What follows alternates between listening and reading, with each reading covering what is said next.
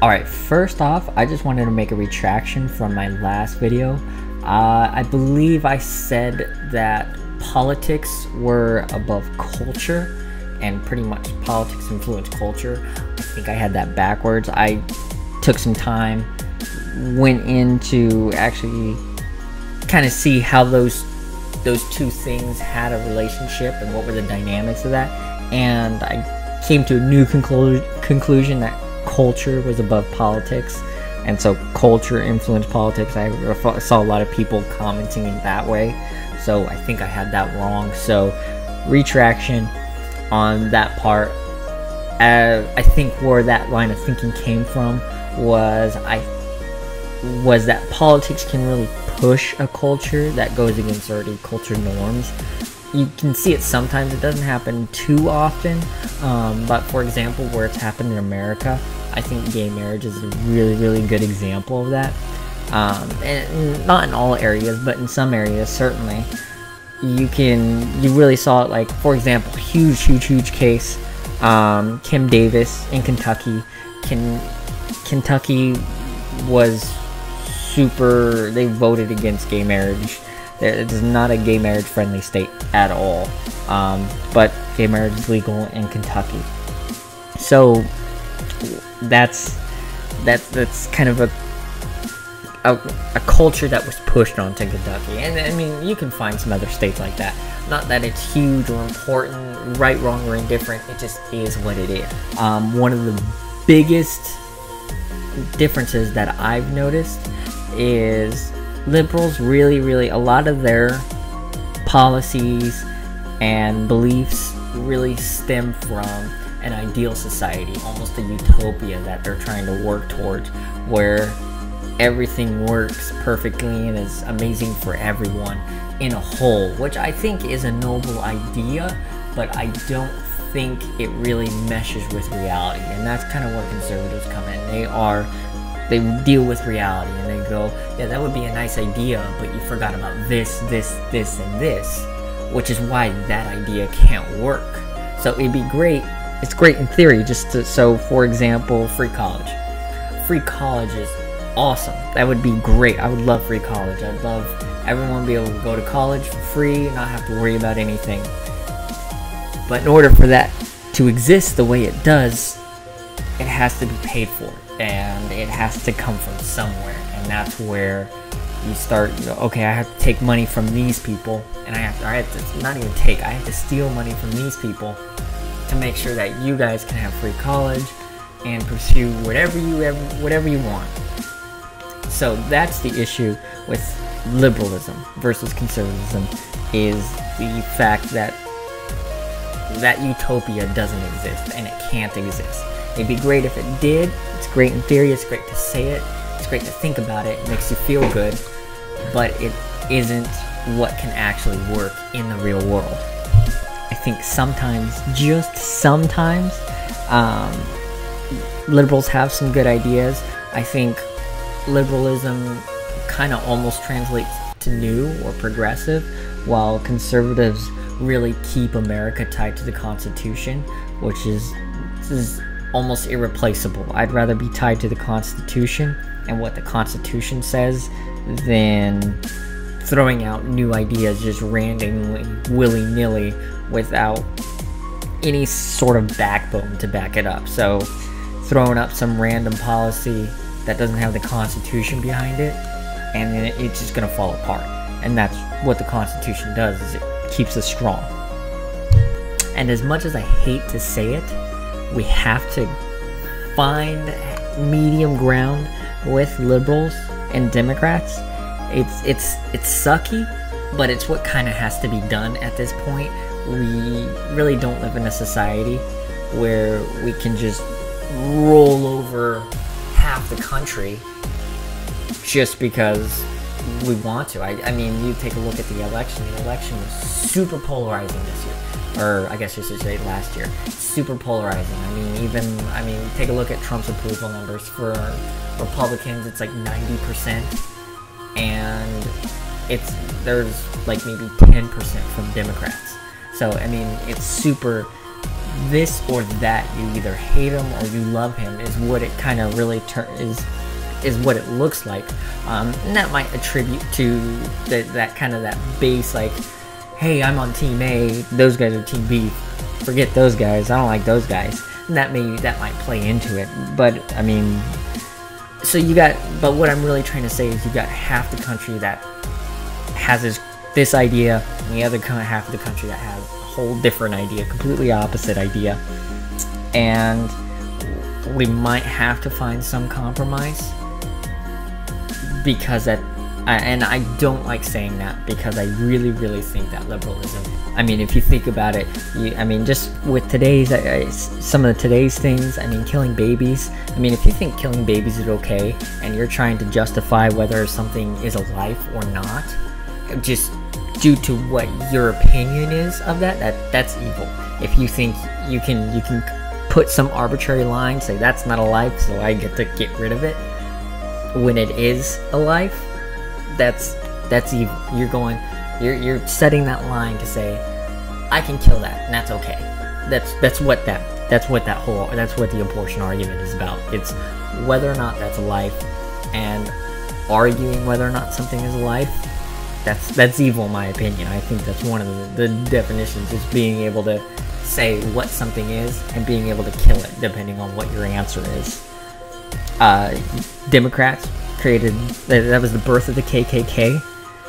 It's pretty much literally just made to make Republicans' lives hell. You take a look at Jim Crow laws. Jim Crow laws were actually created by a group called the Redeemers, and it was just a southern white democratic group that legislated these laws into place. This one's for all you Bernie supporters out there. If you think stealing money is okay and is what justice is, that's evil, that's wrong, that's bad. You can't steal things from people regardless of what you think the situation is. If you think that stealing money from somebody just because they're rich is okay, that's bad. I mean, it's one thing. Let's pretend that there was a rich guy and he made all of his money by stealing money from poor people. That'd be a whole different story. Like, he just went around and stole $5 at a time from people, and he did that millions and millions of times. Yeah, I'd agree. That's pretty bad, but that's not the situation at all. These people who are rich based off of lots and lots and lots and lots and lots and lots and lots of consensual transactions between a consumer and themselves. So you saying that you get to take their money just because they have more than anyone else, that's not fair, and that's evil. That's unfairness.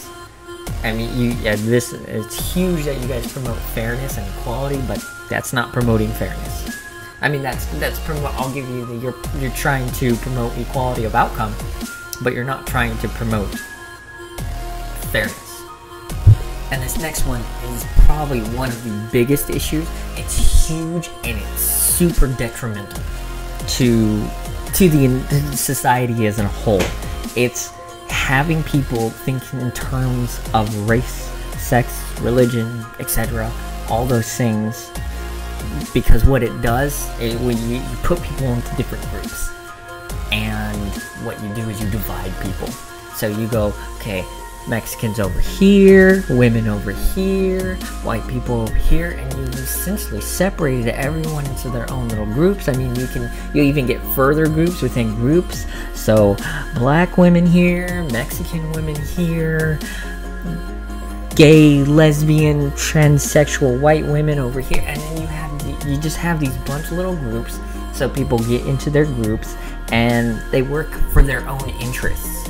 So you'll have black people working for black people interests, you'll have Mexicans working for Mexican interests, and you're not having everyone work together as a whole for everyone's interest. And so when people try to fight for their own interests. So you have black people fighting for their own interests. Then you have this group over here, maybe it's Mexicans, that are going, you can't fight for your interests, well, you have to fight for ours. Huge example. Pride Week, or the Pride Parade. You have gay people fighting for gay interests. And the Black Lives Matter movement said, no, you should be promoting black gay people's interests. Not and that should be the main focus, but you're not promoting that, so we're gonna stop you. That's something that actually happened. I don't know if you guys were paying attention to that, but that was a huge thing.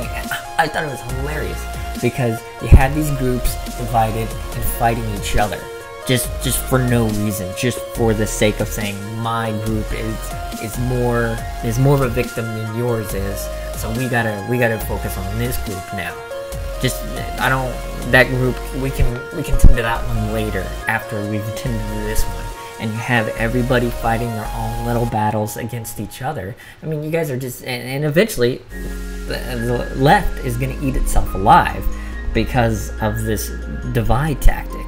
And that's something that you don't see on the right. You don't see this, I'm a black conservative, I'm a Mexican conservative, I'm a white conservative, and conservative. I mean, yeah, you'll have like little groups or whatever, but you won't have them like divided like that. At the end of the day, conservatives are going to group together and they're going to go, we're conservatives, we're Americans, we're proud.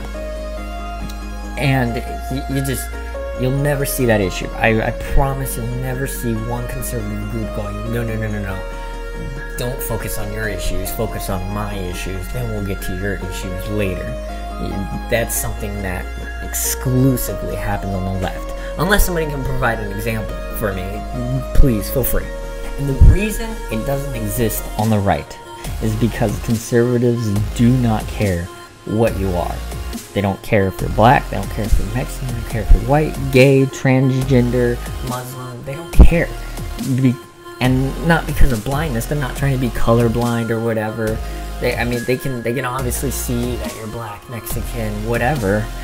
But it's because of what you do. That's how people judge you, and that's how conservatives judge you. They look at what you do and they go, that's what defines you. That's actually what defines you. It doesn't matter what your skin color is, as long as you're doing the right thing, as long as you're doing the moral thing. If you're white, black, Mexican, transgender, whatever, and you're beating up someone on some random person just for the sake of beating up on, you're not a good person. It doesn't matter what you are. You could be a Republican or a conservative and beating up on that person. You're not a good person. But if you're helping that person out, doesn't matter if you're liberal, Democrat, left, black, white, anything in between. If you're helping that person get away from the person beating up, that's what makes you a good person, and that's the people that conservatives cheer for. They don't care what the situation is. And I think that's huge. And because conservatives don't look at people and go, you're the right skin color, you're not the right skin color, and go, you're good or bad based off of that. And you see that a lot on the left.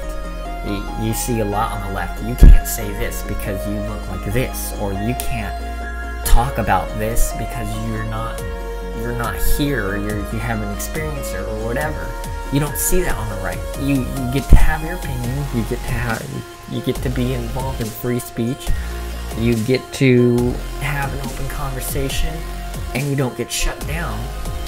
You don't get blocked. Nothing like that ever happens. I mean, sometimes it happens, but it's super rare. And I think it's important for conservatives when it does happen to go, no, that's dumb, don't do that. I think prime example, I just saw it today on Facebook.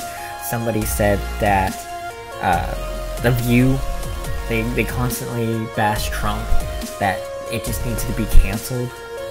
The View doesn't need to be canceled because they bash Trump. They can say whatever they want. I want them to bash Trump. I mean, who cares at the end of the day? If you don't want to watch somebody who bashes Trump all the time, don't watch them. I mean, why are you watching The View if that bothers you so much where you think they need to be canceled?